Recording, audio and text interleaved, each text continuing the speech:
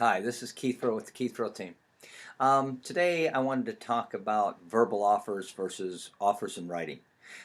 We get these, one of the things that we have to check when we are doing a listing agreement between a seller and a realtor, a real estate broker, or a realtor, is will you accept verbal offers? Will you accept offers after, will you consider offers after a contract has been accepted? Um, I teach my people to not do verbal offers and not to, and I get agreements with my sellers not to accept anything that's not in writing, and to, once a contract has been consummated, that all we take is backup offers, not reconsider offers. Sellers have the right to consider offers all the way to closing.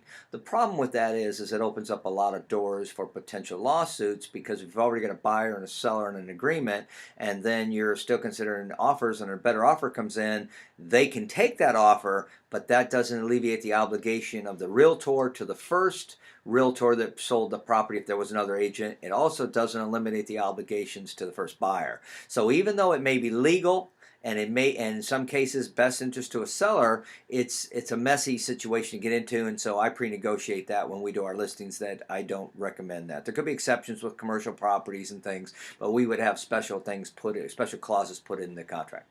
Now, back to verbal offers. Now, is it a good idea? And I just said it wasn't, so I don't think it is. And let me tell you why. If you get an offer, a verbal offer, and you've got all the terms, and you think you got it down, they tell you the price, and you know everything seems to be okay. Well, what usually happens, or at least my experience has been, is that when the offer actually gets in writing, and it's kind of like this. I have a listing. Another agent calls me and says, hey, I've got 123 Elm Street. I've got a buyer. They'll pay $250,000 for it. Will you sell it close in 30 days? We're ready to go. He's a cash buyer. Everybody's happy. Well, and we say, sure, call the seller. He says, great, sounds good. I can move. I'm happy. I can go buy another house.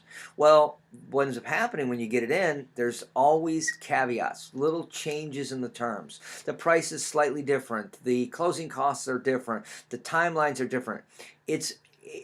If we knew absolutely for sure that the verbal offer would cover every detail and that would be exactly the same, it might be a good idea. But how can that be when a contract can be 15, 20 pages, 6 or 8 pages for sure at minimal, with all kinds of clauses, details about what happens if there's damage, what happens if, somebody doesn't perform, who pays what costs under conditions, do you want surveys, it can go on and on and on. So I say no verbal offers, because the terms will always change. So anyway, just kind of wanted to say how I look at it. And again, there are exceptions to every rule. Thanks, Keith Furrow and Associates. Have a great day.